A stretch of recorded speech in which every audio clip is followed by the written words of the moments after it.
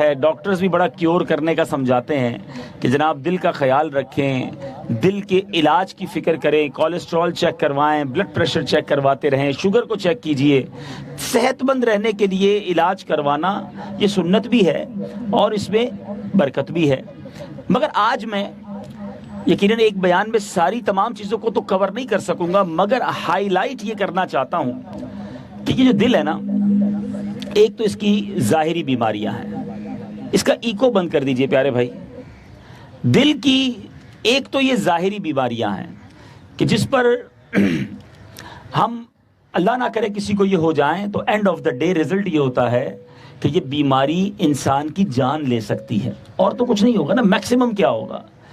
مگر اسی دل میں کچھ ایسی باطنی بیماریاں بھی ہیں کہ اگر وہ لگ جائیں تو وہ جان نہیں، وہ ایمان لے لیتی ہیں۔ اب بتائیے، جو بیماری جان لے وہ ڈینجرس ہے یا جو ایمان لے لے وہ ڈینجرس ہے؟ اچھا، جو جان لے لے، جو نارمل بیماری ہے، اس کا کیا ہوتا ہے؟ اس بیماری کا پرابلم یہ ہے کہ اس بیماری کو اگر صبر سے جھیل لیا جائے تو یہ بیماری گناہ بھی معاف کروا دیتی ہے۔ تو اس کا مطلب جو ہمیں نارمل بیماری ہوتی ہے، یہ اللہ کی طرف سے ایک امتحان ہے۔ انسان صبر کر لے اور اس بیماری سے صبر کے ساتھ گزرے تو اللہ کی رحمت سے کئی گناہ معاف ہو جاتے ہیں۔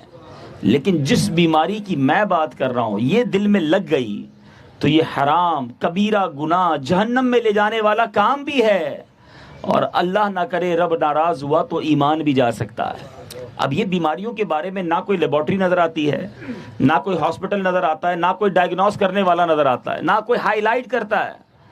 اللہ سلامت رکھے دعوت اسلامی کے مدنی ماحول کو، اور قبلہ شیخ طریقت امیر اہل سنت کو جو بانی دعوت اسلامی ہیں، ان کے بیانات میں، ان کے مدنی مذاکروں میں ہم یہ سنتے ہیں کہ جو باطنی بیماریاں ہیں، جس کا تعلق بھی دل سے ہی ہے، اس کے بارے میں کیسے بچا جائے، علاج کیا ہے، ٹیسٹ کیسے ہوگا۔ تو اے میرے میٹھے اسلامی بھائیوں، بالخصوص جو ڈاکٹرز مجھے سن رہے ہیں، جو یہاں سن رہے ہیں، جو بعد میں چینل پر مجھے سن رہے ہیں، کہ برائے کرم ہمیں ان بیماریوں پر بھی توجہ دینی ہے۔ ان بیماریوں کے بارے میں پہلے تو جاننا ہے۔ آج میں ایک ایسی ہی بیماری، ایک ایسی ہی عادت، اچھا عجیب بات یہ ہے کہ جس آج ٹاپک کو میں نے ہائی لائٹ کرنا ہے، اس عادت سے، اس پرابلم سے کوئی بھی نہیں بچ سکتا۔ ہاں، یعنی ایسا نہیں ہے کہ کوئی کہے کہ میرے اندر یہ نہیں ہے، وہ ہے، ہر دل کے اندر موجود ہے۔ قرآن کی آیت پڑھ کر سمجھاؤں گا کہ یہ جس بات کو آج میں اجاگر کرنے آیا ہوں، یہ ہر دل میں موجود ہے۔ لیکن بچنا کیسے ہے، اس عادت کو کیسے اچھی عادت میں تبدیل کیا جا سکتا ہے، آج اس کو سمجھنا ہے۔ پہلے وہ عادت کیا ہے، اس سے پہلے بڑا ہی دلچسپ اور ایمان افروز واقعہ میں نے آپ کو سنانا ہے۔ حضرت عیسیٰ علیہ نبینا علیہ الصلوۃ والسلام اللہ کے نبی، برگزیدہ نبی ہیں۔ ایک بار آپ کے پاس ایک شخص آیا اور آ کر کہا، حضور میں آپ کی خدمت کرنا چاہتا ہوں، آپ کی خدمت میں رہنا چاہتا ہوں۔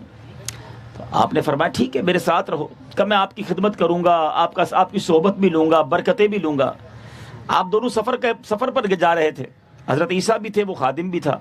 آپ کے پاس 3 روٹیاں تھیں، حضرت عیسیٰ علیہ الصلوۃ والسلام کے پاس 3 روٹیاں تھیں۔ آپ نے وہ روٹیاں نکالی، ایک اس خادم کو دی، ایک آپ نے تناول کی۔ پانی پینے کے لیے آپ اٹھے اور نہر کے کنارے گئے، واپس آئے، تیسری روٹی غائب تھی۔ تو آپ نے اس شخص سے پوچھا کہ تیسری روٹی کہاں گئی؟ اس نے کہا مجھے نہیں پتا، چھپائی اسی نے تھی، مگر جھوٹ بولا کہ مجھے نہیں پتا کہاں گئی۔ حضرت عیسیٰ علیہ السلام خاموش ہو گئے۔ تھوڑا سا آگے گئے تو اب ایک ہرنی جو ہے اپنے 2 بچوں کے ساتھ کہیں جا رہی تھی۔ آپ نے اس میں سے ایک بچے کو اشارہ کیا، بچہ قریب آیا، آپ نے اس کو ذبح کیا، اس کو ہرنی کے گوشت کو بھونا، آپ نے بھی کھایا، اس خادم کو بھی کھلایا، اور پھر اس ہڈیوں کو جمع کر کے آپ نے کہا قم باذن اللہ، اللہ کے حکم سے کھڑی ہو جا۔ اللہ کے نبی کا یہ کہنا تھا، وہ پھر ہرنی بن کر کھڑی ہو گئے۔ اللہ کے نبی کہتے ہیں بتا، جس رب نے مجھے یہ معجزہ دکھانے کی طاقت دی، وہ تیسری روٹی کہاں گئی؟ وہ کہتا حضرت مجھے نہیں پتا۔ آپ آگے گئے، اب نہر، دریا آ گیا سامنے، کراس کرنا تھا، کشتی نہیں تھی۔ حضرت عیسیٰ نے اس شخص کا ہاتھ پکڑا، اللہ کا نام لیا، پیدل چلتے چلتے پورا نہر پار کر دیا۔ نہر کو جب پار کر دیا، آپ فرماتے ہیں جس رب نے مجھے یہ معجزہ دکھانے کی طاقت دی ہے، بتا وہ تیسری روٹی کہاں گئی؟ وہ شخص کہتا ہے حضور مجھے نہیں پتا کہاں گئی۔ جھوٹ، لالچ، دھوکہ، یہ ایسی عادتیں ہیں کہ جس کے ساتھ آ جائیں اب اس کی آنکھوں پہ گویا پردہ پڑ جاتا ہے. وہ معجزے بھی دیکھ رہا ہے مگر پھر بھی نہیں بتا رہا. اللہ کے نبی گویا اس کا امتحان لے رہے تھے. پھر آپ نے کمال کا کام کیا. ہاں، کسی چیٹر کو، کسی دھوکے باز کو پہچاننے کے بھی طریقے ہوتے ہیں نا. آپ نے کیا کیا؟ ایک مٹی کا ڈھیر بنایا اور اس مٹی کے ڈھیر پر دعا کی کہ اللہ کے حکم سے سونا بن جا. وہ مٹی کا ڈھیر گولڈ، سونا بن گیا. آپ نے اس کے 3 حصے کیے. فرمایا ایک میرا، ایک تیرا، تیسرا اس کا جس کے پاس تیسری روٹی ہے. اب وہ کہتا ہے حضرت وہ روٹی میرے پاس ہی ہے، معاف کر دیجئے. سونا چاہیے تھا نا، اللہ کے نبی کی بات نہیں ماننی تھی مگر لالچ، سونا نظر آ گیا.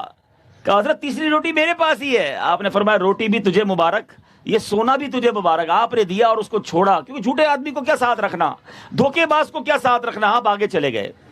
اب سنیے کیا ہوا. لالچ کیسی خطرناک چیز ہے. اب اس شخص کے ساتھ کیا ہوا. وہ شخص سونا سنبھالے خوشی خوشی جا رہا تھا. راستے میں 2 بندوں نے اس کو پکڑ لیا. کہا کیا ہے تمہارے پاس؟ چیک کیا تو سونا نکلا. کہا اب تو تجھے مار دیں گے، سونا ہم لے جائیں گے. وہ کہتا مارو نہیں، ایک کام کرتے ہیں، کافی سارا سونا ہے، مجھے کیوں مارتے ہو، 3 حصے کر لیتے ہیں. ان کو سمجھ آئی کہ قتل کرنے کی بجائے 2 تو حصے ہونے تھے، تیسرا بھی دے دیتے ہیں، اس کو جان چھوٹ جائے گی. اب بیٹھ کر پلاننگ ہو رہی تو کہا ایسا کرتے ہیں پہلے کچھ کھانا کھا لیتے ہیں، کھانا کھانے کے بعد سونا بانٹ لیں گے. اب 2 شخص نے ایک بندے کو تھوڑا سا سونا دیا کہ جاؤ بازار سے روٹی وغیرہ لے آؤ، جب روٹی لے کر آؤ گے تو پھر ہم کھانا کھائیں گے، اس کے بعد گولڈ تقسیم کر لیں گے. لالچ. اب وہ جو روٹی لینے نکلا وہ سوچنے لگا واپس جاؤں گا تو تیسرا حصہ ملے گا، اگر کھانے میں ہی زہر ملا دوں تو یہ دونوں مر جائیں گے، سارا سونا مجھے مل جائے گا. اس نے یہ پلاننگ کی اور زہر خریدا، کھانے میں زہر ملایا. ادھر پیچھے دونوں سوچتے ہیں کہ اگر یہ واپس آئے گا اس کو سونا دیں گے تو ہمیں ایک حصہ کم ہو جائے گا، کیوں نہ اس کو مار دیں اور ہم دونوں مل کے آدھا آدھا سونا رکھ لیں. ادھر انہوں نے یہ پلاننگ کی. جو دوسرے کے لیے گڑھا کھودتا ہے دیکھو اس کے لیے کیا ہوتا ہے. اب وہ شخص جب واپس آیا، واپس آنے کے بعد اس جیسے ہی آیا تو ان دونوں نے پکڑا اور اس کو مار دیا.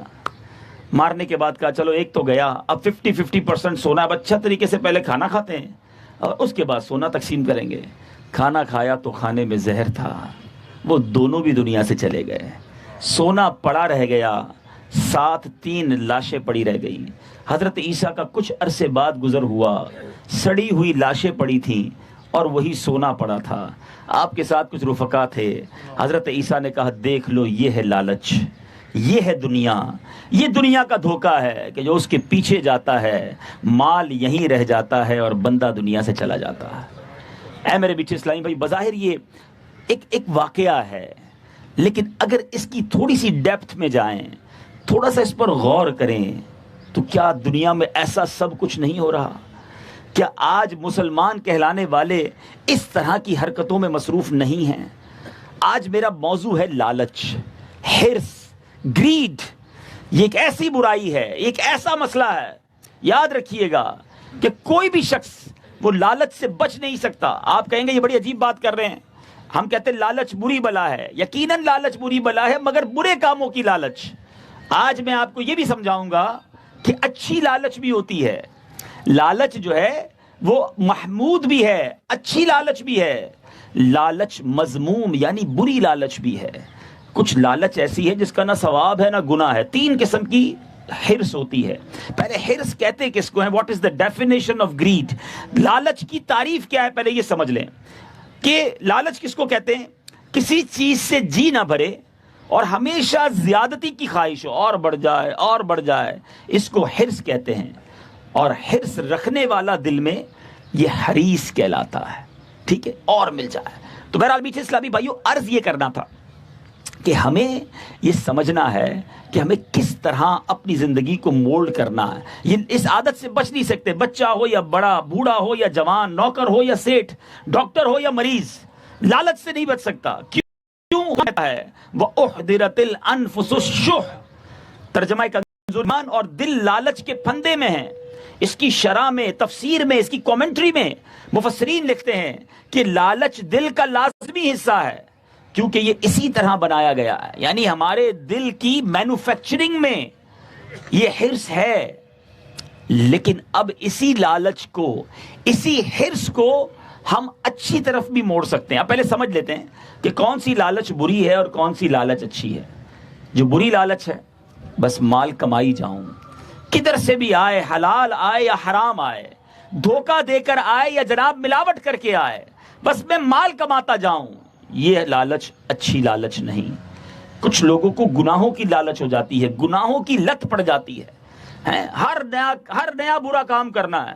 جیسے ہی جناب کوئی فلم کا شو لگا, کوئی نئی فلم آئی, کوئی نیا ڈرامہ آیا, کوئی نیا کانسرٹ ہوا, کوئی نیا کلب کھلا, کوئی نیا بے حیائی کا اڈا کھلا, بلکہ کوئی نیا برا کام شروع ہوا, ہر وہ برا کام کرنا ہے. یعنی ان کو گناہوں کی لالچ ہے, بس یار دوست بتائیں کچھ نیا کرنا ہے, اور وہ اس میں فوراً لگ جاتے ہیں. تو یہ حرام جہنم میں لے جانے والے کام ہے نا. کچھ کو شراب کی لت پڑ جاتی ہے, شراب پیتے رہتے ہیں, جوا کھیلتے رہتے ہیں. یہ ایک ایسی لالچ ہی تو ہے. جوا والا جوا کیوں کھیلتا ہے؟ اس کو یہ لالچ ہوتی ہے کہ یار اب کی بار جیت جاؤں گا, پچھلی بار ہار گیا تھا, ایک اور داؤ کھیل لوں, اب جیت جاؤں گا. یہ وہ لالچ ہے جو گھر بھی بکوا دیتی ہے, بندے کو روڈ پہ بھی لے آتی ہے, مگر چھٹتی نہیں ہے لالچ. کس طریقے سے جوا کھیلا جا رہا ہے. پہلے تو جوئے کھانے جانا پڑتا تھا, اب تو بتاتے ٹیلی فون پر بولیاں لگ جاتی ہیں. اب انٹرنیٹ کے ذریعے جوا کھیلا جاتا ہے. اب رہی صحیح کسر موبائل کمپنیوں نے پوری کر دی ہے کہ ہاں کہیے یا نہ کہیے, جب آپ صحیح ہو گیا تو اتنا سارا ملے گا, ورنہ 10 روپے چلے جائیں گے. یہ جوا نہیں تو اور کیا ہے؟ آپ سوچئے نا, نئی قسم کے ذریعے ہم سے گناہ کروائے جا رہے ہیں, مگر کسی کو یہ فکر نہیں ہے کہ یار میں کسی مفتی صاحب سے پوچھ تو لوں کہ یہ کام جائز ہے کہ نہیں. بس یار فائدہ ہو جائے گا نا, 10 روپے تو جائیں گے, آ گئے تو 10,000 آ جائیں گے. یہ لالچ ہی تو تھی جو تمہارے سے 10 روپے کا حرام کام کروا گئی. اور اگر 10,000 آ گئے تو یہ مال بھی تو حرام آیا نا, اس کی فکر نہیں. اچھی لالچ کون سی ہے؟ آپ کہے گا یار اچھی لالچ, کافی دیر سے میں کہہ رہا ہوں کہ لالچ اچھی بھی ہوتی. لالچ کب سے اچھی ہو گئی؟ ہاں, لالچ اچھی ہے, وہ نیکیوں کی لالچ ہے, عبادت کی لالچ, حرص. یہ وہ لالچ ہے جو اللہ والوں کو نصیب تھی, وہ ہمارے بزرگان دین کو نصیب تھی. صحابہ کرام, انبیاء کرام کا یہ انداز تھا کہ وہ نیکیاں کرتے تھکتے ہی نہیں تھے. ہم گناہ کرتے, مال کماتے, جناب لوٹ خسوٹ کرتے, لوگ نہیں تھکتے. آپ دیکھیں نا, جو رشوت خور ہے گھر بن جائے گا حرام کما کے, پھر بھی اس کا پیٹ نہیں بھرے گا. یہ وہ لالچ ہے جو انسان ڈاکو ڈاکہ مارتا ہی رہتا ہے, چوری کرنے والا چوری کرتا ہی رہتا ہے, سود کا کاروبار سود کماتا رہتا ہے, مگر دل نہیں بھرتا. یہ لالچ ختم نہیں ہوتی میٹھے اسلامی بھائیوں. مگر اللہ والے کیسے تھے کہ ان کو کیسی نیکیوں کی لالچ تھی. میں 2-3 واقعات آپ کو سناتا ہوں, آپ کا ایمان تازہ ہو جائے گا. سب سے پہلے میں اس ہستی کی بات کروں گا کہ جن کا مقام, پہلے دیکھیں اسٹیٹس پتا ہو نا, مقام پتا ہو تو سمجھنا آسان ہو جاتا ہے. مثال کے طور پہ آپ کے یہاں کوئی doctor, one of the best doctor ہو, اتھارٹی ہو اپنے سبجیکٹ میں, اور اس کا ایک نام ہو دنیا میں. اب اگر وہ کوئی مشورہ دے, وہ کوئی کام کرے, تو بندہ کہتا ہے فلاں بڑے ڈاکٹر نے یہ بات کی ہے, بڑی اتھینٹیکیٹ ہے, یہ بات بڑی پاپولر ہے اور بڑی جناب مناسب ہے. ایسا ہی ہے نا.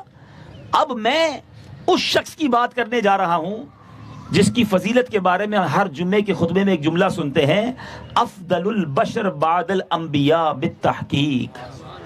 سارے انبیاء کے بعد ساری کائنات میں سب سے افضل ہستی وہ ہیں, اور وہ کون ہیں؟ خلیفہ اول, عاشق اکبر, سیدنا صدیق اکبر رضی اللہ تعالیٰ عنہ. اتنے بڑی شخصیت, نبی پاک کتنا پیار فرماتے ان سے, قطعی جنتی ہیں. ذرا سمجھیے گا, ایک شخصیت کو جنت کی بشارت مل گئی ہو, اب اور نیکیاں کرنے کی کیا حاجت ہے؟ ذرا سوچے نا. ہیں اب کسی کا, ہم تو 5 نمازیں پڑھ کے سمجھتے ہیں ہم سے بڑا نیک کوئی نہیں ہے. جناب رمضان کے روزے رکھ لیے, بندہ کہتا ہے میں پورے روزے رکھتا ہوں اور کیا کروں. سنو, صدیق اکبر قطعی جنتی, ایک سے زائد بار نبی پاک سے جنت کی بشارت سنی. مگر ایک بار نبی پاک صحابہ کے ساتھ بیٹھے اور آقا علیہ الصلوۃ والسلام نے ارشاد فرمایا کہ آج کون ہے جس نے کسی جنازے میں شرکت کی. جنازے میں شرکت کرنا واجب نہیں, فرض کفایہ ہے, کرنا چاہیے. مگر صدیق اکبر ہاتھ اٹھاتے, یا رسول اللہ میں نے آج جنازے میں شرکت کی ہے. آقا فرماتے آج کون ہے جس میں تم میں سے کسی نے آج روزہ رکھا ہے. صدیق اکبر ہاتھ اٹھاتے ہیں, آقا آج میں نے روزہ بھی رکھا ہے. آقا پوچھتے ہیں آج کون ہے جس نے کسی مریض کی عیادت کی ہے. صدیق اکبر عرض کرتے ہیں یا رسول اللہ آج میں نے مریض کی عیادت بھی کی ہے. آقا پوچھتے ہیں آج بتاؤ کون ہے جس نے مسکین کو کھانا کھلایا ہے. صدیق اکبر پھر کہتے ہیں آقا میں نے آج مسکین کو کھانا بھی کھلایا ہے. قطعی جنتی ہیں، افضل البشر ہیں. کیا ضرورت ہے اتنی نیکیاں کرنے کی، ایک ہی دن میں اتنے سارے کام. سنو پھر نبی پاک نے کیا فرمایا، جس بندے میں یہ خصلتیں جمع ہو جائیں، یہ عادتیں جمع ہو جائیں، اس پر جنت واجب ہو جاتی ہے. دو باتیں سیکھنے کو ملی. ایک تو چلو صدیق اکبر کی برکت سے ہمیں ایک کام ایسا مل گیا کہ کبھی زندگی میں ایک دن ایسا گزار لینا جس میں روزہ رکھ لینا، نفلی روزہ رکھ لینا، مریض کی عیادت بھی کر لینا. یا تو ہاسپٹل میں آپ جب چاہیں مریض کی عیادت کر سکتے ہیں اچھی نیتوں کے ساتھ. پھر کسی مسکین کو کھانا کھلا دیں اور کسی جنازے میں شرکت کر لیں. کیا معلوم صدیق اکبر کی ادا کریں، اللہ ان ادا کے صدقے ہماری بھی مغفرت فرما دے. دوسری بات سیکھنے کو کیا ملی، جذبہ. کیا ایسا جذبہ تھا کہ اتنی نیکیاں کمانی ہیں، اتنے نیکیوں بھرے کام کرنے، تھکنا نہیں ہے. یہ ہمارے اسلاف تھے، یہ ہمارے صحابہ کرام. اب بات کرتے ہیں خلیفہ دوم کی. اللہ اکبر. حضرت عمر رضی اللہ تعالیٰ عنہ. مرتبہ، اسٹیٹس کیا ہے؟ نبی پاک فرماتے میرے بعد کوئی نبی ہوتا تو عمر ہوتا. عمر جس گلی سے گزر جائے اس گلی سے شیطان نہیں گزرتا. یہ مقام، یہ مرتبہ. مگر جب حضرت عمر پر قاتلانہ حملہ ہوا، آپ زخموں سے چور چور ہو گئے. آپ تو ڈاکٹرز ہیں، آپ میڈیکل میں کام کرتے ہیں، آپ کو پتا ہے ایکسٹرا بلیڈنگ ہو جائے بندے میں ہمت نہیں رہتی. آپ انکانشیس ہو گئے تھے، آپ بے ہوش ہو گئے. آپ کے دوستوں نے کہا، آپ کے صحابہ نے کہا اٹھانا ان کو. کیسے اٹھائیں، بے ہوش ہیں. تو کسی نے کہا یہ سب سے زیادہ آسانی کے ساتھ نماز کے نام پر اٹھیں گے. تو ایک آپ کے دوست نے کہا اے عمر نماز، اے عمر نماز کا وقت ہو گیا ہے. حضرت عمر بے ہوشی کی عالم میں، زخمی عالم میں کھڑے ہو گئے اور فرماتے ہیں، سنو کیا فرماتے ہیں، اللہ عز و جل کی قسم جو نماز ترک کرے اس کا اسلام میں کوئی حصہ نہیں ہے. کھڑے ہو کر زخمی حالت میں آپ نے نماز ادا کی. آج ہمارے ہلکا سا سر میں درد ہو، یار آج نہیں پڑھتے نماز، کل پڑھ لیں گے. آج بڑا بیزی ہوں، ذرا اگلے جمعے سے شروع کریں گے. آج طبیعت ٹھیک نہیں ہے، آج نماز چھوڑ دیں گے. کیا ان چھوٹے چھوٹے ایکسکیوز پر آپ نے اپنا نوکری چھوڑی، اپنا لنچ بریک فاسٹ یا ڈنر چھوڑا، اپنی فیملی میٹنگز چھوڑی، باقی سب چل رہا ہے. ذرا سا معاملہ آگے پیچھے ہوا تو نماز چلی جاتی ہے. ذرا سوچئے نا، حضرت عمر آخری زندگی کی سانسیں ہیں، اس وقت نماز ادا کر رہے ہیں. کربلا کی بات تو ہم سارے کرتے ہیں، امام حسین کے چرچے سارے ہی بیان کرتے ہیں، پنجتن پاک کی جناب ساری غلامی کی باتیں کرتے ہیں. مگر یاد نہیں کہ کربلا کے میدان میں امام حسین نے آخری کام کیا کیا تھا. آخری کام بھی اس کربلا کے میدان پر سجدہ کیا تھا. اور سجدہ کرتے ہوئے گویا مجھے اور آپ کو میسج دیا کہ اے اہل بیت کے چاہنے والوں، میں آپ کو صحابی رسول کی بات بھی کر چکا، اب اہل بیت کی بات کر رہا ہوں. ہم سب کو الحمدللہ صحابہ سے بھی پیار ہے، اہل بیت سے بھی پیار ہے، اور انشاءاللہ اپنا بیڑا. لیکن میسج کیا ہے؟ حضرت عمر زخمی حالت میں نماز پڑھ رہے ہیں اور امام حسین تلوار کے سائے میں نماز پڑھ رہے ہیں. یہ پیغام ہے ہم سب کے لیے کہ میں نے، نانا کے نواسے نے تلوار کے سائے میں سجدہ نہیں چھوڑا. اے غلاموں تم بھی کبھی کسی حالت میں سجدہ مت چھوڑنا، نماز نہ چھوڑنا. یہ کیسی ہرس تھی، یہ کیسی گریڈ تھی. اور آگے سنیے، حضرت سیدنا صفوان بن سلیم کمال کی شخصیت ہیں، خوب عبادت کرتے. آپ اتنے لمبے لمبے سجدے اور اتنے لمبے قیام کرتے کہ آپ کے پیر سوج جاتے، ورم پڑ جاتے. اور آپ کے بارے میں آتا ہے کہ اگر آپ سے کوئی کہتا کہ آپ کل قیامت ہے تو آپ اپنے شیڈیول میں مزید کوئی عبادت کا اضافہ نہ کر سکتے. یعنی اتنا پیکٹ عبادت کا جدول ہوتا، روزانہ اتنی عبادت ہوتی کہ ٹھیک ہے کل قیامت بھی آ جائے، میرے پاس تو کوئی منٹ فارغ ہی نہیں ہے. آپ کا ایک خوبصورت انداز اور بڑا یونیک انداز. عبادت کا شوق کیسا تھا. ہم گرمیوں میں، نارملی سردیوں میں ہم کہاں سوتے ہیں؟ اپنے کمرے کے اندر بلینکٹ اوڑھ کر، دروازہ بند کر کے، کھڑکی بھی بند کرتے ہیں تاکہ ٹھنڈی ہوا نہ آئے، نیند اچھی آئے. اور گرمیوں میں جن کے گھر بڑے ہوتے ہیں یا گاؤں وغیرہ میں لوگ چھت پر سوتے ہیں تاکہ ٹھنڈی ہوا آئے. ایسا ہی ہے نا. آپ کیا کرتے تھے؟ آپ سردیوں میں باہر سوتے تھے تاکہ ٹھنڈ زیادہ سونے نہ کی رات اللہ کی عبادت میں گزر جائے. گرمیوں میں کمرے کے اندر سوتے تھے تاکہ گرمی زیادہ سونے نہ دے، جلدی آنکھ کھل جائے، باقی رات اللہ کی عبادت میں گزر جائے. یہ کیا تھا؟ یہ کیا جذبہ تھا؟ یہ کیوں کیا جاتا تھا؟ آپ سوچئے نا. حضرت جنید بغدادی کا آپ نے نام سنا ہوگا، اللہ کے بہت بڑے ولی ہیں. آپ کے بارے میں آتا ہے کہ آپ اتنا اللہ کا ذکر کرتے، اتنا ذکر کرتے، ہر وقت آپ کی زبان اللہ کے ذکر سے تر رہتی. ایک بار نائی کے پاس باربر شاپ پر گئے تو نائی نے کہا حضور آپ کی مونچھیں کاٹنی ہیں، تھوڑی دیر کے لیے خاموش ہو جائیں ورنہ ایسا نہ ہو کہ آپ کے ہونٹوں پر کٹ لگ جائے. تو آپ فرماتے ہیں تم اپنا کام جاری رکھو، میں اللہ کا ذکر نہیں چھوڑ سکتا، اتنی دیر بھی میں خاموش نہیں رہ سکتا. حضرت جنید بغدادی کا بالکل آخری وقت تھا تو نزا کا عالم طاری ہو گیا، تو آپ قرآن پاک پڑھ رہے تھے. کسی نے پوچھا کہ اس وقت بھی آپ تلاوت کر رہے ہیں، آخری وقت بھی تلاوت کر رہے ہیں؟ تو آپ نے فرمایا میرا نامہ اعمال کلوز ہونے والا ہے، لپیٹا جا رہا ہے، میں چاہتا ہوں جلدی جلدی اور اضافہ کر لوں اور نیکیاں کما لوں. یہ وہ تھیم ہے، یہ وہ کانسیپٹ تھا ہمارے اولیاء کرام میں، ہمارے بڑوں میں، کہ زندگی تھوڑی ہے، جتنی نیکیاں کمانی ہے کما لو. لالچ تھی مگر نیکیوں کی، لالچ تھی مگر اللہ کی بارگاہ میں اپنے اعمال اچھے لے کر جانے کی، کہ میں مرنے والا ہوں جلدی جلدی نیکیاں کما لوں. بندہ کہتا ہے تھوڑی زندگی ہے زیادہ مال کما لو، تھوڑی زندگی ہے زیادہ جناب دنیا کی آسائشیں جمع کر لو. میں آپ سے پوچھتا ہوں جتنا ٹائم صبح سے لے کر رات تک ہم دنیا کو دیتے ہیں کتنا رہیں گے اس دنیا میں؟ آپ تو ڈاکٹرز ہیں، مجھے آپ کو سمجھانا بڑا آسان ہے. آپ کے نزدیک روزانہ کئی لوگ دنیا سے جاتے ہیں، آپ کے سامنے لوگ سانس ان کی ختم ہوتی ہے اور ایکسپائر ہو جاتے ہیں.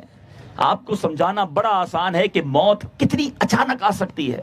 اتنے سارے پڑھے لکھے لوگ موجود ہیں، میں ایک سوال کروں آپ سے، کوئی ہے ایسا یہاں پر جس کے پاس یہ گارنٹی ہو کہ وہ آج رات تک زندہ رہے گا؟ Any of you? Nobody have. بلکہ میرا خیال ہے کہ شاید کسی کے پاس یہ گارنٹی بھی نہیں ہوگی کہ یہاں سے ہم زندہ باہر نکل سکیں گے کہ نہیں. بیٹھے بیٹھے لوگوں کو مرتے دیکھا ہوگا آپ نے، سب چیزیں آپ کی نگاہوں کے سامنے ہوتی ہیں. جب اتنا قریب سے آپ نے موت کو دیکھا ہے تو پھر قبر کی تیاری کیوں نہیں ہے؟ پھر مرنے کی تیاری کیوں نہیں؟ ہم عجیب لوگ ہیں. موت حقیقت ہے، ایک ایسی ریئلٹی ہے کہ دنیا کا ہر مذہب اسے مانتا ہے، دنیا کی ہر قوم اسے اگری کرتی ہے، ڈینائی نہیں کر سکتی کہ موت آ کر رہے گی اور اچانک ہی آئے گی. کبھی ایسا نہیں ہوتا کسی کے گھر پہ نوٹس آتا ہے یا موبائل پہ میسج آتا ہے کہ حضرت 30 دن باقی رہ گئے ہیں، 30 دن میں توبہ بھی کر لیں، سجدے بھی کر لیں کیونکہ آپ 30 دن میں جانے والے. نہیں، صبح بندہ گھر سے نکلتا ہے کہ رات فلاں کھانا بنا کر رکھنا میں آؤں گا، اور بندہ نہیں آتا، اس کا جنازہ آتا ہے. ایسا ہوتا ہی نہیں ہوتا ہے نا؟ لیکن اب سوچے اتنا ہم قریب سے دیکھ رہے ہیں مگر پھر بھی لالچ ہے تو دنیا کی ہے، قبر میں نیکیاں لے جانے کی لالچ نہیں ہے. اے میرے میٹھے اسلامی بھائیوں، خدارا اپنی اس لالچ کے موڈ کو چینج کیجئے، اس پوائنٹ آف ویو کو تبدیل کیجئے کہ ہاں میرا دل لالچ سے نہیں بچ سکتا، لیکن میں یہ ذہن بنا لوں کہ میں نے تھوڑے سے دنوں کے اندر کم سے کم وقت میں زیادہ سے زیادہ نیکیاں کمانی ہیں. اللہ نے نیکیاں کمانا کتنا آسان رکھا ہے، ذرا مل کر کہیے سبحان اللہ، الحمدللہ، اللہ اکبر. کتنی دیر لگی؟ 30 سیکنڈز نہیں لگے. یہ تینوں جملے کہنے میں 30 سیکنڈز نہیں لگے. اب میں سوال کرتا ہوں، چاہے یہاں پر جناح ہاسپٹل کا یا اس پورے ایریا کا سب سے بڑے ڈاکٹر صاحب بھی اگر بیٹھے ہوں، آپ 30 سیکنڈ میں کتنے پیسے کما لیتے ہیں؟ 30 سیکنڈز میں ایک اربوں پتی انسان کتنے پیسے کما سکتا ہے؟ تھوڑی دیر کے لیے سوچتے ہیں، ریئلائز کرتے ہیں. میں کہتا ہوں جناب 1 منٹ کے 1 لاکھ روپے کما لیتا ہے، جو کہ نیئر ٹو امپاسبل ہے، کیونکہ اب گھنٹے کے 60 لاکھ ہو گئے نا. اگر منٹ کے لاکھ ہیں تو گھنٹے کے 60 لاکھ ہو گئے تو پتہ نہیں کتنے کروڑ روپے دن میں کمائے گا. میں کہتا ہوں ایکسٹریم سوچ لیتے ہیں نا، 1 لاکھ روپے کوئی منٹ کے کماتا ہے تو 30 سیکنڈ کے کتنے ہوئے؟ 50,000 روپے. اب میں آپ سے سوال کرتا ہوں، 50,000 چھوڑو یار، جتنے بیٹھے نا سارے اپنے پیسے ملا لیتے ہیں، کیا ہم سب مل کر جنت میں ایک درخت خرید سکتے ہیں؟ Anybody have authority to buy a tree in heaven؟ کوئی نہیں خرید سکتا، ٹھیک ہے؟ مگر میرے نبی کے سچے وعدے ہیں، جو ایک بار سبحان اللہ کہے جنت میں درخت لگا دیا جاتا ہے، جو ایک بار الحمدللہ کہے جنت میں درخت لگا دیا جاتا ہے، جو ایک بار اللہ اکبر کہے جنت میں درخت لگ جاتا ہے. کیا ڈاکٹر صاحب علاج کرتے کرتے اللہ کا ذکر نہیں کر سکتے؟ کیا پیرامیڈیکل اسٹاف اپنے ہاتھ سے کام کر رہا ہے، زبان درود نہیں پڑھ سکتی؟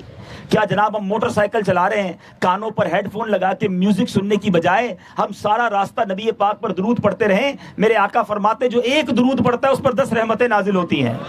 آپ گھر سے نکلے ہیں درود پڑھتے پڑھتے، اللہ کی رحمتیں آپ کے ساتھ چل رہی ہیں. اور کیا چاہیے مجھے بتائیے نا. مگر ہم نہ جانے کون سی زندگی گزار رہے ہیں. ہمیں اللہ نے کتنا آسان کر دیا ہے نیکیاں کمانا، مگر ہم ان نیکیوں سے دور ہو کر گناہوں کی لالچ پہ پڑے ہوئے ہیں. اور یہ جو یہ بعض اوقات انسان جو یہ مال حرام کی طرف جاتا ہے نا، اس کی بڑی وجہ پتہ کیا ہے؟ کیوں جاتا ہے؟ حرام سود کا کام کرتا ہے، ملاوٹ کا کام کرتا ہے. معاذ اللہ ملاوٹ تو اتنی عام ہو گئی ہے کہ سمجھ نہیں آتی ملاوٹ کرنے والوں کی کہ کس چیز میں ملاوٹ. مرنا نہیں، اللہ کو جواب نہیں دینا، چند سکوں کی خاطر مسلمانوں کی، انسانوں کی زندگی سے لوگ کھیل جاتے ہیں. کھانے پینے کی چیزوں میں ملاوٹ، بلکہ اور تو اور بتایا جاتا ہے دوائیوں میں ملاوٹ. ان لوگوں کا بنے گا کیا کہ جو انسان جان بچانے کے لیے دوائی کھا رہا ہے، اسی دوائی میں ملاوٹ کر دی اور اس کی جان چلی گئی چند پیسوں کے لیے، چند سکوں کے لیے. مجھے کسی نے بتایا پچھلے دنوں کہ جو بلڈ چڑھایا جاتا ہے، مریض کو بلڈ دیا جاتا ہے، چند جگہوں پر اس بلڈ میں بھی ملاوٹ کی جاتی ہے. اللہ اکبر اللہ. یہ مسلمان ہیں، آپ سوچئے نا، نبی پاک کو کیا منہ دکھائیں گے، کربلا والوں کو کیا منہ دکھائیں گے کہ ہم نے دین کو پھیلانے کے لیے اپنا سب کچھ لٹا دیا اور تم نے چند سکوں کی خاطر مسلمانوں کو بدنام کر دیا. میری بات آپ اچھی طرح سمجھیے، درد آپ کو بھی ہوگا کہ آج میڈ ان پاکستان کی پروڈکٹ خریدتے ہوئے ڈر لگتا ہے. لوگ کہتے ہیں دوائی امپورٹڈ لینی چاہیے. کیوں؟ کیا ہم مسلمان نہیں ہیں؟ ہمارا ملک مسلمانوں کا ملک نہیں؟ یہ دوائی بنانے والے، یہ کھانا بنانے والے، یہ جناب تمام چیزیں بنانے والے کلمہ پڑھنے والے نہیں؟ ان کو مرنا نہیں ہے؟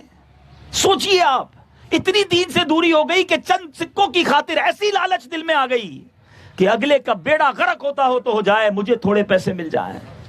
مگر کبھی سوچا کہ اس کا نتیجہ کیا ہوگا؟ اللہ کے ولی حضرت فضیل بن عیاض ایک بار ایک مریض کے پاس گئے اور حضرت مالک بن دینار، اللہ کے بہت بڑے ولی، ایک مریض کے پاس گئے. اس کا آخری وقت تھا، لاسٹ بریتھس. چلے آپ ڈاکٹر بیٹھے ہیں، میں آپ کو بھی ایک شرعی مسئلہ بھی بتا دیتا ہوں کہ جب کسی کا آخری وقت آ جائے تو اب اس کو یہ نہیں کہنا چاہیے کلمہ پڑھو، کیونکہ انسان بڑی تکلیف میں ہوتا ہے.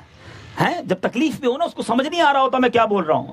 اللہ نہ کرے اس تکلیف میں وہ یہ کہہ دے کہ میں کلمہ نہیں پڑھتا یا میں کلمے کا انکار کرتا ہوں، تو کہیں آخری جملہ اس کا غلط نہ ہو جائے. تو کرنا یہ چاہیے کہ آپ تو ڈاکٹرز ہیں، ہاسپٹل میں ہوتے ہیں، آپ دیکھ رہے ہیں کہ بالکل آخری وقت ہے کسی کا، اس کے رشتہ دار قریب ہوں تو انہیں کہہ دیں، ورنہ آپ بھی پڑھ دیں، کوئی بات نہیں. اس کے پاس خود کلمہ پڑھنا شروع کر دیں. جب آپ کلمہ پڑھیں گے، اس کے کان کلمہ سنیں گے، انشاءاللہ اس کی زبان پر جاری ہو جائے گا. بلکہ ایک اور بڑی پیاری بات کروں، پچھلے دنوں ایک بڑی پیاری ہستی کا انتقال ہوا، اللہ ان کو غریق رحمت فرمائے. سید حمزہ علی قادری صاحب بہت بڑے اچھے عالم دین تھے، میرا بڑا پیار تھا ان سے. میں نے ان کی ایک بات سنی تھی اور یہ جب سے مجھے یاد ہے. وہ بڑی پیاری بات کہا کرتے تھے کہ اپنی زبان کو کلمہ پاک کا عادی بناؤ. ایک سوال ہے ویسے چپتا ہوا، صبح سے دوپہر تو ہو گئی ہے نا، کتنی بار کلمہ پڑھا ہم نے؟ پورے دن میں ہم کتنی بار کلمہ طیبہ پڑھتے؟ نہیں پڑھتے. فضول باتوں کے لیے ٹائم ہے، سوشل میڈیا کے لیے ٹائم ہے، گپ شپ کے لیے ٹائم ہے. معاذ اللہ کئی ایسے ہوں گے جنہوں نے صبح سے ابھی تک گالی دے دی ہوگی، صبح سے اب تک جھوٹ بول دیا ہوگا، صبح سے اب تک اپنی زبان سے حرام کام کر دیا ہوگا، ابھی تک رب کو یاد نہیں کیا ہوگا. یہ زبان اس لیے دی تھی اللہ نے. وہ بڑی پیاری بات کہتے کلمے کا عادی بناؤ. کیوں؟ کہ جب زبانیں بھاری ہو جائیں گی، جب نزا کا عالم طاری ہوگا، اس وقت زبان سے کوئی چیز نکلنا مشکل ہوگا. لیکن جو صبح و شام کلمہ پڑھتا رہتا ہوگا، آخری وقت بھی کلمہ جاری ہو جائے گا. اچھا، اس کو میں نے تھوڑا سا پریکٹس کیا نا، ایک لاجک بتاتا ہوں. جن اسلامی بھائیوں کی ماشاءاللہ عادت ہے درود پاک پڑھنے کی، کلمہ پاک پڑھنے کی، یا رسول اللہ کہنے کی، آپ دیکھیں آپ کے ساتھ بھی ہوتا ہے، ہمارے ساتھ بھی ہوتا ہے. کبھی گاڑی میں جا رہے ہیں، موٹر سائیکل پہ جا رہے ہیں، بس میں جا رہے ہیں، اچانک کوئی ایکسیڈنٹ ہوتے ہوتے بچتے ہیں ہم نا، یا کوئی اچانک گاڑی سامنے آتی ہے، فوراً زبان سے کیا نکلتا ہے؟ آپ جس کی زبان پر کلمہ ہوگا نا، عادت ہوگی، اس کی زبان سے فوراً لا الہ الا اللہ نکلے گا، اللہ اکبر نکلے گا، یا رسول اللہ نکلے گا. ایسا ہی ہے. اچھا، جس کی زبان گالیوں کی عادی ہوگی، جس کی زبان برے باتوں کی عادی ہوگی، ہم نے دیکھا کہ جیسی ایکسیڈنٹ سے بچتے ہیں ان کی فوراً منہ سے گالی نکلتی ہے. استغفر اللہ. اب سمجھ لو کہ جو اندر ہوتا ہے نا، جب دھکا لگتا ہے تو وہی نکلتا ہے. اب سوچو اندر بھرا کیا ہے. اگر اچھی باتیں بھرو گے، آخری وقت آئے گا تو گالیاں، ہاں آپ تو ڈاکٹر ہیں، مجھے بتانے کی ضرورت نہیں ہے، آخری وقت نزا کے وقت، یا خاص طور پر جو انکانشیس کا سٹیج ہوتا ہے، اس میں کئی لوگوں کی زبانوں پر عجیب و غریب گندی باتیں بھی نکل رہی ہوتی ہیں. ہمیں بھی ڈاکٹر بتاتے ہیں کہ یار یہ تو گانے گا رہا تھا، یہ گالیاں دے رہا تھا. کیوں؟ ساری زندگی کام یہ کیا. اور جو ساری زندگی نبی پاک کی نعتیں پڑھتا رہا، بے ہوش ہو کے جاگتا ہے تو پہلی آواز ہی سرکار کی نعت کی ہوتی ہے. ایسی زندگی گزارو نا کہ میں سو جاؤں یا مصطفیٰ کہتے کہتے، کھلے آنکھ صلی اللہ کہتے کہتے۔ حضرت مالک بن دینار، ڈرا دینے والا واقعہ۔ آپ گئے ایک مریض کے پاس، آخری سانسیں، آپ نے اس مریض کو کلمہ پڑھانا شروع کیا، کلمے کی تلقین شروع کی، کلمہ پڑھنا شروع کیا۔ آپ کلمہ پڑھتے جاتے، وہ کہتا 10-11 10-11، آپ کلمہ پڑھتے جاتے، وہ کہتا 10-11 10-11۔ آپ نے کہا کلمہ کیوں نہیں پڑھتے؟ کہتا میں کلمہ پڑھنے کی کوشش کرتا ہوں، سامنے مجھے ایک آگ کا پہاڑ دکھائی دیتا ہے، وہ قریب آتا ہے میرے۔ اور بڑے پریشان ہوئے اور اس کے رشتہ داروں سے پوچھا کہ یہ کیا مسئلہ ہے؟ تو رشتہ دار کہتے تھے کہ یہ سود کا کاروبار کرتا تھا اور ملاوٹ کیا کرتا تھا، کمال و حرام تھوڑا سا۔ ہاں بندہ کہتا ہے یار پیسے آنے چاہیے، کدھر سے بھی آئیں، مریض کا بیڑا غرق ہوتا ہو تو ہو جائے، جھوٹے ٹیسٹ لکھ دو اس کو، اپنا کام پورا کر لو، دوبارہ بلاؤ تو دوبارہ فیس بن جائے گی، کسی طرح جناب میرے پیسے بن جائیں۔ نہ کرو ایسا، یہ تھوڑے پیسے تمہیں مل تو جائیں گے مگر کسی کی ہائے بھی ساتھ لائیں گے، یہ تھوڑے پیسے ملاوٹ سے مل جائیں گے مگر بربادی لائیں گے۔ جھوٹ بول کر کمانے والے، سود کا کاروبار کرنے والے توبہ کریں۔ میرے میٹھے اسلامی بھائیوں، نبی پاک فرماتے ہیں کہ یہ اس قدر غلیظ فعل ہے کہ آقا فرماتے سود 70 گناہوں کا مجموعہ ہے، ان میں سے سب سے ہلکا یہ ہے کہ آدمی اپنی ماں کے ساتھ بدکاری کرے۔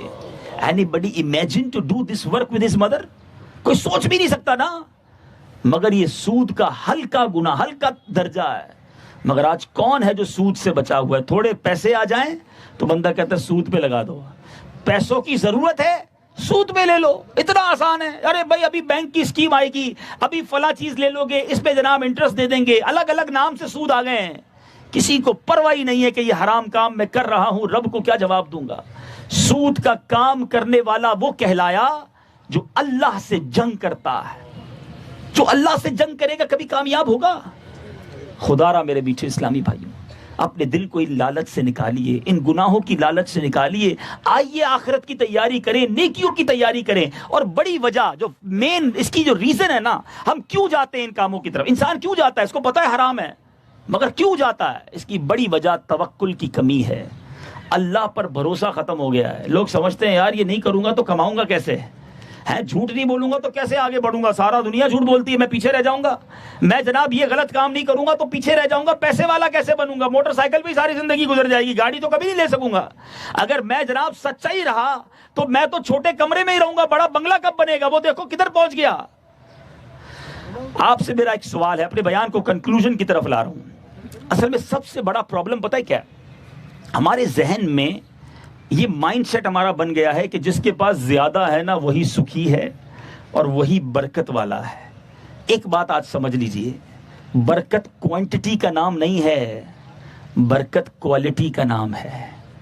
ہاں معیار کا نام ہے، زیادتی کا نام نہیں ہے۔ کسی کے پاس کروڑوں اربوں روپے ہیں، ارے آپ تو ڈاکٹر ہو، آپ کے پاس بڑے بڑے اربوں پتی آتے ہوں گے، کہتے ہوں گے رات کو نیند نہیں آتی ہے، سکون نہیں ہے، بیماریاں ہیں، کھا نہیں سکتے اپنے ہاتھ سے، حرام کے کروڑوں روپے کما لیے مگر بیماریوں نے جان نہیں چھوڑی، اور یہ حرام مال بھی کیڑے مکوڑے اور سانپ بن کر قبر میں آ جائے تو کس کام کا یہ پیسہ؟ ارے پیسے تھوڑے ہوں، حلال کے ہوں، بیماری نہ ہو، سکون ہو، اللہ راضی ہو، برکت اس میں ہے۔ پیسے کما لینا ہی زندگی کا سارا مقصد نہیں ہے۔ میں آپ کو صحابہ کرام کا مائنڈ سیٹ بتاتا ہوں۔ آج ہمارا مائنڈ سیٹ کیا ہے؟ ہم جب کسی بڑی گاڑی والے کو دیکھتے ہیں تو کھڑے ہو جاتے ہیں حسرت سے، ارے یار اتنی بڑی گاڑی میرے پاس کب ہوگی؟ اور اللہ کے بندو، اللہ نے اسکوٹر دی ہے، کبھی بس کی چھت پہ جانے والے کو بھی دیکھ لو کہ اللہ نے بس پر تو نہیں بٹھایا، اسکوٹر دی ہے۔ بس پر جانے والا سوچے کہ میں بس پر تو جاتا ہوں، کچھ لوگ پیدل سفر کرتے ہیں، بس کا کرایہ بھی نہیں ہوتا۔ اپنے سے کم تر کو دیکھیں گے تو ہمارا ذہن سکون میں آئے گا۔ ہم آگے والوں کو دیکھ رہے ہیں۔ ایک فارمولا آج سمجھ لیجئے، لائف اگر ایزی گزارنی ہے، پرسکون گزارنی ہے تو بڑی پیاری حدیث پاک بھی ہے، علماء کے اقوال بھی ہیں کہ نعمتوں میں اپنے سے پیچھے والے کو دیکھو اور نیکیوں میں اپنے سے آگے والے کو دیکھو۔ ہم بالکل الٹا چلتے ہیں، ہم یوں کر لیتے ہیں پورا راؤنڈ، نعمت میں ہم دیکھ رہے ہوتے ہیں آگے والے کو، نیکیوں میں دیکھ رہے ہوتے ہیں پیچھے والے کو۔ یار میں نماز تو پڑھتا ہوں، وہ تو نماز بھی نہیں پڑھتا، اپنے آپ کو نیک سمجھتے ہیں۔ میں جمعہ تو پڑھتا ہوں، وہ جمعہ بھی تو نہیں پڑھتا۔ ہاں بھائی ٹھیک ہے، میں سگریٹ وغیرہ پی لیتا ہوں، وہ تو شراب پیتا ہے۔ اپنے عیب کم سمجھتے ہیں، دوسروں کے عیب زیادہ۔ نیکیوں میں ہمیں نظر آ رہا ہوتا ہے وہ بندہ، بھائی 5 ٹائم نماز پڑھ رہے ہو، بڑی بات ہے۔ تہجد گزار کو دیکھو نا، کہ یار ماشاءاللہ وہ تہجد پڑھ رہا ہے، میں بھی تہجد پڑھوں گا. کسی کے بارے میں پتا چلے کہ وہ روز قرآن پڑھتا ہے، بس یار اب میں بھی روز قرآن. ریس لگانی ہے، کمپٹیشن کرنا ہے تو نیکیوں میں کرے نا. ہم کمپٹیشن کرتے ہیں دنیا کے مال میں پریشانی رہتے ہیں. یاد رکھنا، جو دنیا کے مال میں کمپٹیشن کرتے ہیں وہ کبھی سخی نہیں ہو سکتے. ہر شیر کا سوا شیر موجود ہے. کتنا پیسہ کما لو گے، تم سے بڑا موجود ہے دنیا میں، پریشان ہی رہو گے. شکر کے عادی بنو، جو رب نے دیا اس پر قناعت کیجئے. آپ تو اپنی آنکھوں سے دیکھتے ہیں یار. کچھ لوگ بڑے شکوے شکایت کرتے ہیں، کہتے ہیں اللہ نے ہمیں دیا ہی کچھ نہیں، بڑے پریشان ہیں، بالکل کنگال ہیں. ایسا ہی ایک شخص شکوہ کرنے والا، اس شکوے کرنے والے کو ویسے بھی کچھ نہیں ملتا. یاد رکھنا، شکر کرنے والے کو ہی ملتا ہے. اور یہ میں نہیں کہتا، رب نے قرآن میں فرمایا لَإِن شَكَرْتُمْ لَأَزِيدَنَّكُمْ، تم میرا شکر ادا کرو میں اور عطا کروں گا. ہاں شکر کرتے رہو ملتا رہے گا، شکوے کرتے رہو گے.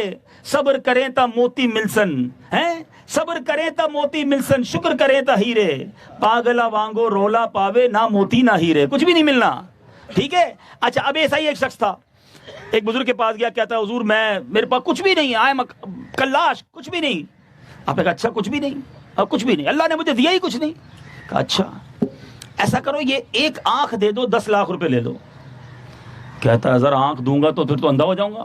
اچھا ٹھیک ہے. ایک کان دے دو، 10 لاکھ روپے لے لو. آپ تو ڈاکٹرز ہیں، آرگنز کی قیمت سمجھتے ہیں، کتنی ضروری اور بیسک نیڈ ہے. کہتا ہے حضرت بہرا ہو جاؤں گا، کان دے دوں گا. تو کہا اچھا کان بھی نہیں دینا. اچھا ایک پیر دے دو، 10 لاکھ روپے لے لو. کہ پیر کے بغیر تو لنگڑا ہو جاؤں گا. اچھا ہاتھ دے دو، 10 لاکھ لے لو. کہتا ہاتھ کے بغیر تو کیسے زندگی گزاروں گا. اچھا گردہ دے دو، ایک دو ہے نا، 10 لاکھ روپے لے لو. وہ گرواتے رہے، وہ منع کرتا رہا. بزرگ نے کہا کمال کی بات ہے، کروڑوں کی پراپرٹی لے کر گھوم رہے ہو، کہہ رہے ہو اللہ نے کچھ نہیں دیا ہے. اگر یہ سب نہ ہوتا تو اندھے بھی تو پیدا ہوتے ہیں نا، بہرے بھی تو پیدا ہوتے ہیں، بغیر ہاتھ کے بچے پیدا ہوتے ہیں، ٹانگیں کٹ جاتی ہیں. تمہیں رب نے سب دیا پھر بھی ناشکری ہے. سوچو آپ ہر حال میں رب کا شکر ادا کیجئے. اتنی بڑی بڑی بیماریاں ہیں لوگوں کو، اللہ نے مجھے اور آپ کو ان بیماریوں سے بچایا، پھر بھی میں ناشکری کروں، پھر بھی حرام کی طرف جاؤں، پھر بھی اس کو ناراض کروں. ایک بزرگ کے بارے میں آتا ہے، آپ ننگے پیر کہیں جا رہے تھے، چپل نہیں تھے، غربت تھی. آپ نے اللہ کی بارگاہ میں عرض کی یا اللہ چپل ہی نہیں دیے مجھے. تھوڑی دیر ہوئی، برابر سے ایک بندہ نکلا جس کے پیر ہی نہیں تھے. آپ نے اللہ سے کہا یا اللہ تیری مہربانی، پیر تو دیے ہیں، چپل نہیں ہے، کوئی بات نہیں، میں راضی ہوں مالک، تو نے پیر تو دیے ہیں مجھے، وہ تو پیر بغیر کا ہے. دیکھو نا اپنے سے نیچے والوں کو. آج فلیٹ میں رہنے والا جھوپڑی میں رہنے والے کو دیکھے نا. آج آپ کہتے ہیں میں غریب کرائے کے گھر میں رہتا ہوں. ارے کرائے کے گھر میں تو رہتے ہو، اللہ کا شکر ادا کرو. لوگ جیلوں میں پڑے ہوئے ہیں، تم آزاد تو ہو. آج جتنے یہاں بیٹھے ہیں میں چیلنج کرتا ہوں ایوری بڈی، ہر کسی کو چیلنج کر رہا ہوں کہ جیسی آپ لائف گزار رہے ہیں ایسی لائف گزارنے کی تمنا کروڑوں لوگ کر رہے ہیں. اب آپ کہیں گے جناب یہ کیسے ہو سکتا ہے، میں غریب بے روزگار، ہو سکتا ہے کوئی قرض دار بیٹھا ہو، میرے جیسی لائف کون گزارنا چاہتا ہے. جی جناب، آپ نے دوپہر کا کھانا یا صبح کا ناشتہ اپنے ہاتھ سے کھایا ہے. کئی ایسے ہیں جن کو نالیوں کے ذریعے کھلایا جا رہا ہے. میں نے اور آپ نے صبح اپنی طبعی حاجات واش روم میں جا کے خود فارغ ہوئے ہیں. کئیوں کا نہ یورین پاس ہوتا ہے نہ اسٹول پاس ہوتا ہے. پوچھو ان کا کرب کیسا ہے، ان کی تکلیف کیسی ہے. ہر دوسرے دن لوگ ڈائلیسس کروا رہے ہیں، لائنوں میں لگ کر ڈائلیسس کروا رہے ہیں. اپنے چھوٹے چھوٹے بچوں کو تھیلیسیمیا کا جب مریض دیکھتے ہیں، ڈاکٹری کہتی ہے کہ 20-21 سال کے بعد وہ بچہ نہیں رہے گا، مگر وہ ماں باپ ہر 15 دن بعد بچہ گود میں لیے آتے ہیں کہ بلڈ چینج کر دو. پتا ہے کہ یہ 20-21 سال بعد شاید چلا جائے گا. کتنی تکلیفیں ہیں لوگوں کو. میں کیا بتاؤں، آپ تو مجھ سے زیادہ آپ نے یہ روتے ہوئے مریضوں کو دیکھا ہوگا کہ دوائی کے پیسے نہیں ہوتے ہوں گے جیب میں، اپنے والد کو تڑپتے ہوئے دیکھتے ہوں گے. یہ کتنی بڑی نعمت ہے اللہ کی مجھ پر اور آپ پر.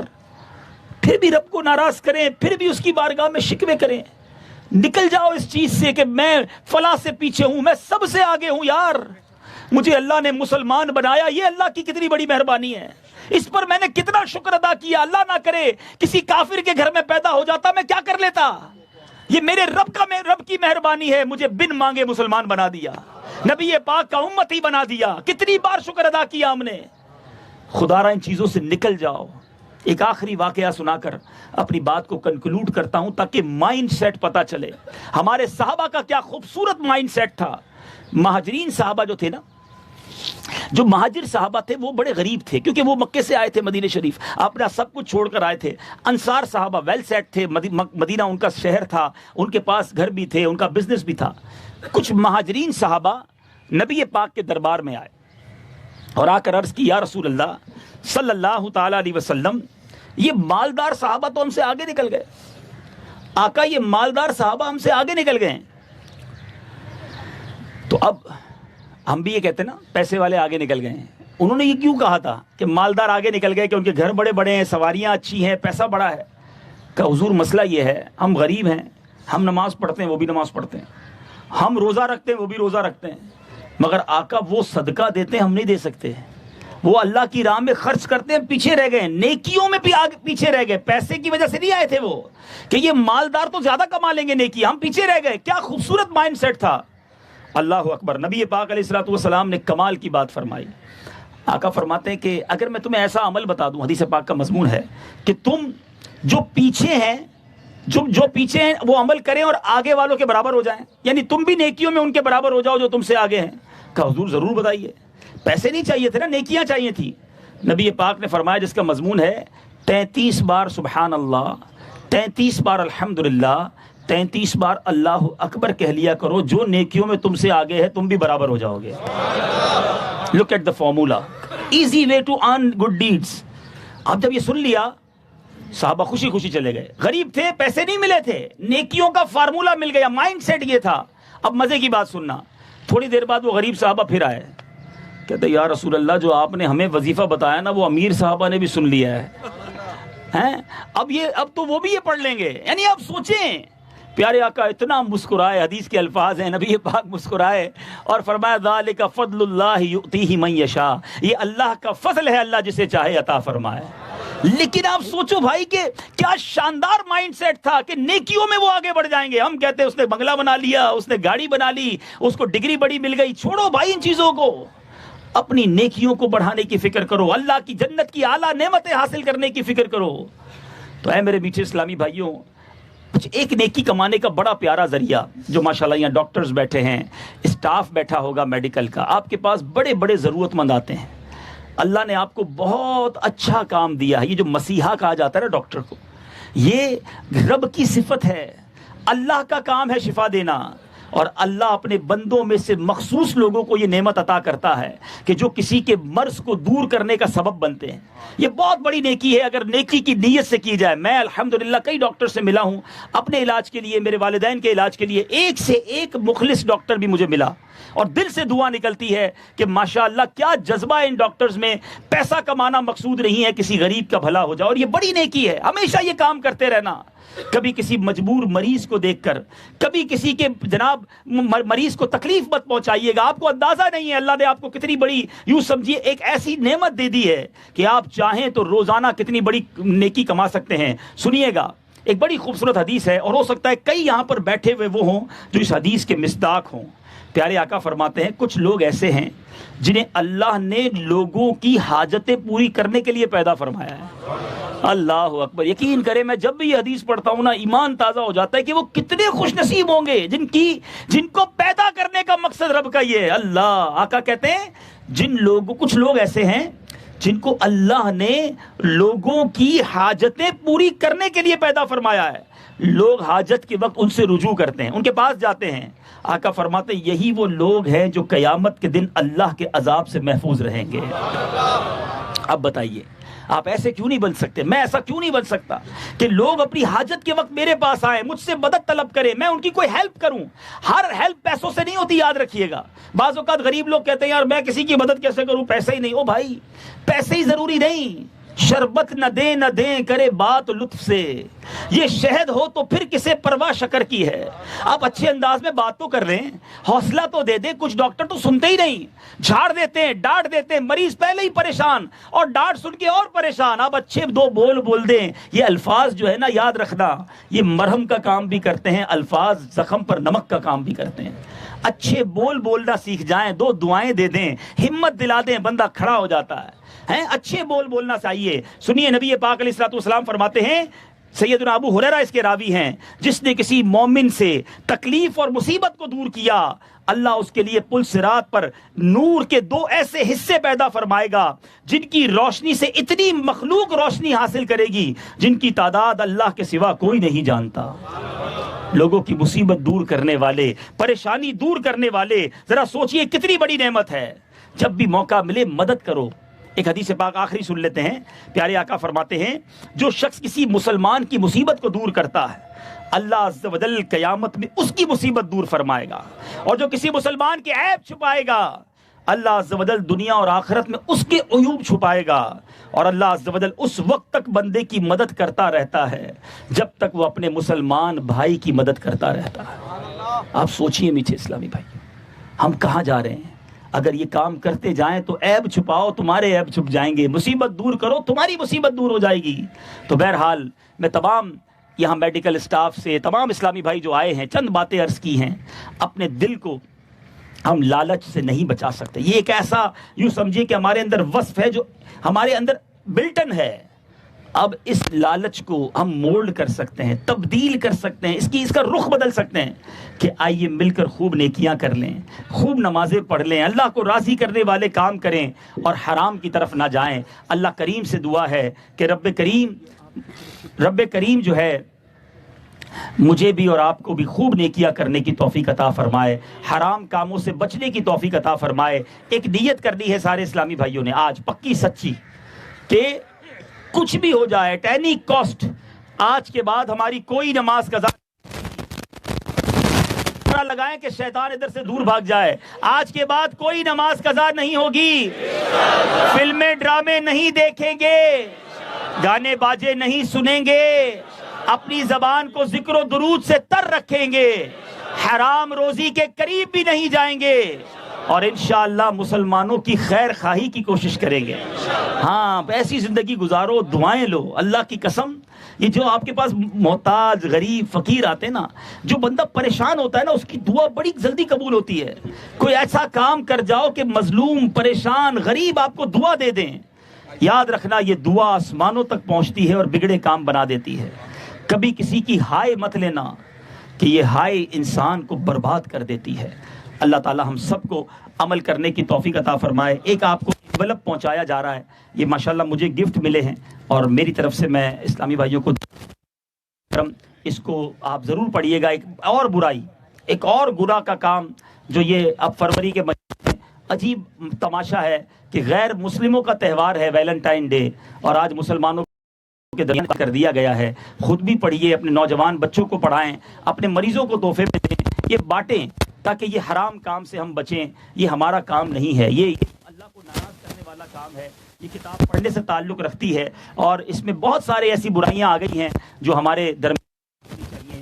آج لڑکا لڑکی کو تحفے دے رہا ہے ویلنٹائن ڈے کے نام سے، نام محرم دوست ایک دوسرے سے مل رہے ہیں، یہ اللہ کو ناراض کرنے والے کام ہیں۔ ہمارا اسلام ہمیں ان چیزوں کی اجازت نہیں دیتا، تو خود بھی پڑھیں اور اس کی دعوت کو عام کریں۔ اللہ تعالی ہم سب کو عمل کرنے کی توفیق عطا فرمائے۔ صلو علی الحبیب صلی اللہ تعالی علی محمد صلی اللہ علیہ وسلم۔ انشاءاللہ دعا کے بس صلاۃ والسلام پہ بانٹ دیں، دعا میں نہ بانٹیں، لوگ دعا کریں نا، اچھا ہے جی۔ دعا میں اب دعا ہوگی مدینہ، اب دعا ہوگی، اور دعا کو مخ العبادہ کہا گیا، دعا عبادت کا مغز ہے۔ تمام اسلامی بھائی دعا میں شامل ہو جائیں۔ الحمدللہ رب العالمین والصلاة والسلام علی سید المرسلین، یا ارحم الراحمین یا ارحم الراحمین یا ارحم الراحمین، یا ربنا یا ربنا یا ربنا یا یا ربنا یا اللہ یا رحمان یا رحیم۔ اللہم ربنا آتنا فی الدنیا حسنۃ وفی الآخرۃ حسنۃ وقنا عذاب النار وقنا حساب المیزان۔ رب کریم ہم سب کا جمع ہونا اپنی بارگاہ میں قبول فرما، ہم سب کے تمام صغیرہ کبیرہ گناہوں کو معاف فرما، ہماری ہمارے ماں باپ کی، نبی پاک علیہ الصلوۃ والسلام کی ساری امت کی بخشش فرما۔ اے اللہ ہمیں نیک بنا دے، پرہیزگار بنا دے، والدین کا فرما بردار بنا دے، سچا پکا عاشق رسول بنا دے۔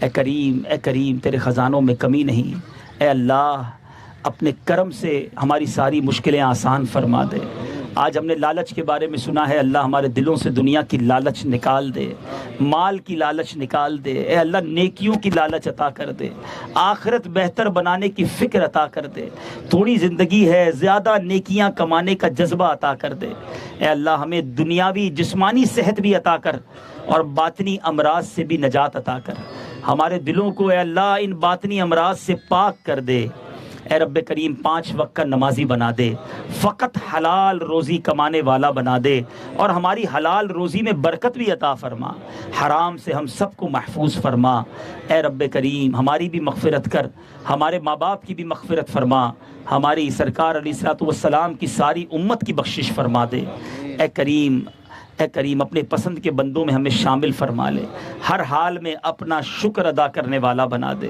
اے اللہ ہاتھ اٹھے ہیں سر جھکے ہیں، تیرے خزانوں میں کمی نہیں ہے میرے مالک، اپنے کرم سے ہماری جو مشکلیں ہیں جو پریشانیاں ہیں وہ دور فرما دے، جو بیمار آیا ہے یا جس کے گھر میں بیمار ہیں اللہ انہیں بھی شفا عطا فرما، یہ جتنے ڈاکٹرز آئے ہیں مولا ان کے ہاتھ میں مزید شفا عطا فرما، اے اللہ جتنے بے روزگار ہیں حلال طیب آسان روزگار عطا کر دے، جو قرضوں کے بوجھ تلے دبے ہیں ان کے قرضے اتر جائیں، اے اللہ جو بے اولاد ہیں نیک اور صالح اولاد دے دے، اور جتنے اولاد والے ہیں ان کی اولادوں کو والدین کی آنکھوں کا نور بنا دے، روٹھوں کو منا دے، بچھڑوں کو ملا دے، اے اللہ جو جس پریشانی میں ہے بس اپنے کرم سے وہ پریشانی دور کر ہمارے دلوں کو سکون دے، ربی یسر ولا تعسر وتمم علینا بالخیر یا فتاح وبک نستعین، اے اللہ جن اسلامی بھائیوں نے یہ اجتماع سجایا، اس کی دعوت دی، اس پر خرچ کیا، اے اللہ تو سب کے نام بھی جانتا ہے کام بھی جانتا ہے، سب کو اس کی بہترین جزا عطا فرما، شہید ہو گئے ناصر عابد اور شہید، یہ تینوں نے بڑا تعاون، ہمارے ناصر بھائی ہیں، عابد بھائی ہیں، شہید بھائی ہیں اور شاہر بھائی اور جتنے اسلامی بھائی ہیں، اللہ تو سب کے نام بھی جانتا ہے، سب کو اس کی بہترین جزا عطا فرما، اے اللہ ان سب کا سینہ مدینہ بنا دے، اے اللہ ہم سب کو حرمین طیبین کی بار بار حاضری عطا فرما، اے کریم تیرے خزانوں میں کمی نہیں ہے، اے اللہ ہمارے ہاتھ اٹھے ہیں، جو مانگ سکے وہ بھی عطا کر دے، جو نہیں مانگ سکے ہمارے حق میں بہتر ہو وہ بھی عطا فرما، دعوت اسلامی کو ترقیاں عطا فرما، دعوت اسلامی کے مدنی ماحول سے ہمیں بھی وابستگی عطا فرما، ہم سب کو دعوت اسلامی کے اجتماعات میں شرکت کی توفیق عطا فرما، اے اللہ اے رب کریم آج جو ہم نے مسلمانوں کی خیر خواہی کے بارے میں سنا ہے، ہمیں مسلمانوں کا خیر خواہ بنا دے، سب کے لیے اچھا سوچنے والا بنا دے، اللہم ربی یسر ولا تعسر وتمم علینا بالخیر یا فتاح وبک نستعین، دنیا میں ہر آفت سے بچانا مولا، عقبا میں نہ کچھ رنج دکھانا مولا، بیٹھوں جو در پاک پیمبر کے حضور، ایمان پہ اس وقت اٹھانا مولا، برکت ان اللہ وملائکتہ یصلون علی النبی یا ایھا الذین آمنوا صلوا علیہ وسلموا تسلیما، صلی اللہ علی النبی الامی وآلہ صلی اللہ علیہ وسلم، صلاۃ و سلام علیک یا سیدی یا رسول اللہ، جب دم واپسی ہو یا اللہ، سامنے ہو روضہ رسول اللہ، اور لب پہ ہو لا الہ الا اللہ محمد رسول اللہ۔